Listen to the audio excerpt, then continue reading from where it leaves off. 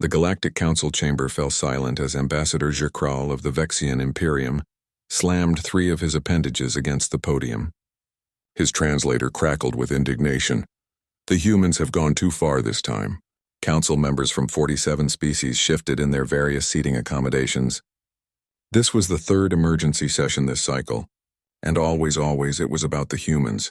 Councillor Tavera, a crystalline being whose species had mediated disputes for millennia, pulsed a calming blue. Ambassador, please specify the transgression. Jerkral's eye stalks quivered. They've colonized the burning reaches. A collective gasp rippled through the chamber. The burning reaches, a cluster of stars so close to a supermassive black hole that space-time itself warped into knots. Radiation levels that could sterilize a planet in hours.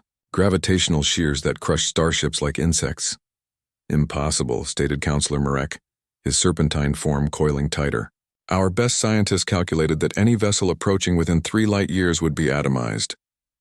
Yet they're there, Jerkral hissed.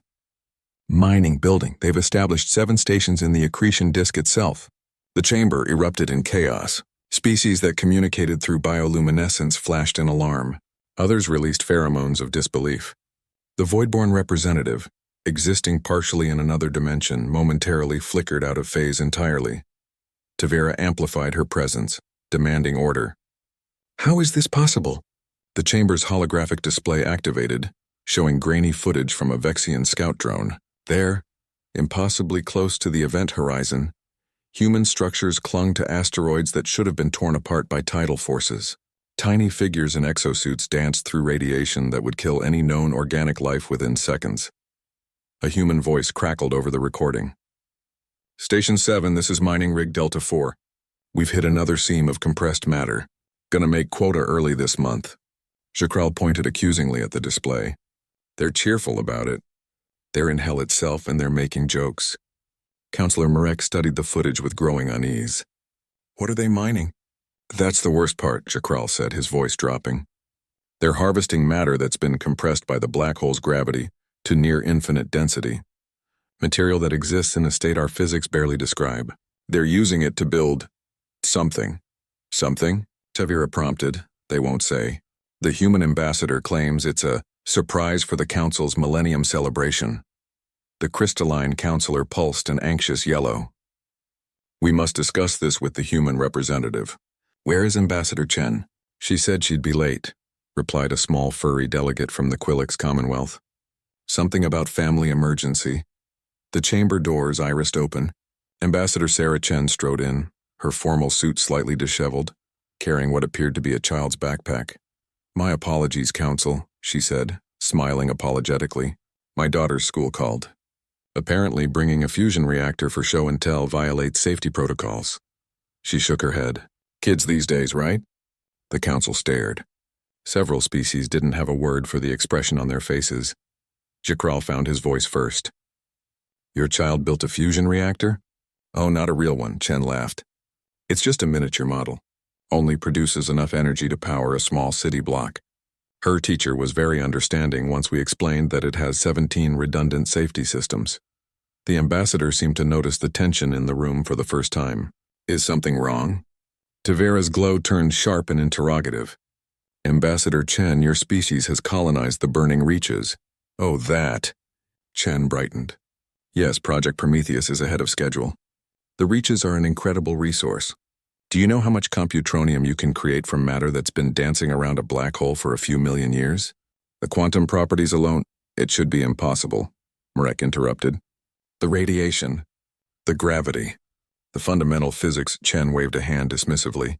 We had to get creative with the shielding, I'll admit.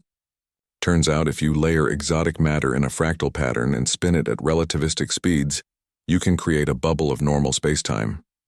Dr. Okonkwo figured it out after his morning coffee. Said it came to him while watching his cream swirl. Morning coffee, Jerkral repeated flatly. Look, Chen said, leaning against the podium casually. Something no ambassador had ever done in the Council's 10,000-year history. I get that it seems dangerous. But we ran all the simulations. The failure rate is only 12%. 12%? The shout came from multiple species simultaneously, their translators creating a cacophony of alarm. Down from 38 when we started. Chen said proudly. We're getting better at this. Tavera pulsed a deep crimson, her species' color of profound concern. Ambassador, perhaps your people should consider caution. The Reaches have destroyed every probe, every vessel, every attempt by any species to even approach them. In all our recorded history. That's the thing about humans, Chen interrupted gently. We don't see barriers. We see challenges. You saw a region of space that would kill you, so you stayed away. We saw a region of space that would kill us, so we figured out how to not die there. She pulled up a display on her tablet. The stations are perfectly safe. We've had only 3 major incidents in the last month. Only 3? Mrek whispered. No fatalities, Chen added quickly. Well, none that stuck. Medical technology is amazing these days. The council members exchanged glances, or equivalent gestures for species without eyes. Jakral slumped in his seat. This is exactly what I'm talking about. Humans don't respect limits. You push and push until you break something fundamental. Chen's expression softened. I understand your concern, Ambassador Jakral. Really, I do. But here's what I think you're missing. Every species in this council achieved greatness by knowing when to stop. You saw the boundaries of reality and decided to live within them. And that's wisdom, true wisdom. She paused, meeting the eyes or optical sensors of each council member. But humans? We're the species that looked at fire and said, I can hold that. We looked at the ocean and said, I can cross that. We looked at the sky and said, I can fly there. We looked at space and said, I can live there. Every time the universe tried to kill us. Every time we died in droves. And every time we came back smarter, tougher, more determined, Chen smiled.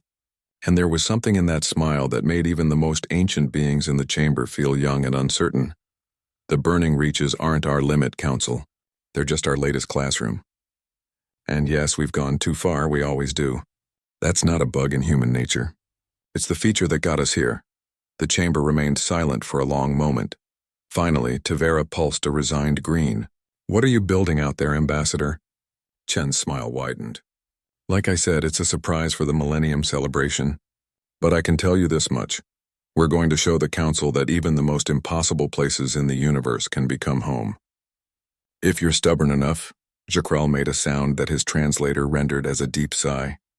The humans have gone too far, he repeated. But this time his voice carried a different tone. Not quite admiration, but perhaps the very beginning of understanding. We usually do, Chen agreed cheerfully.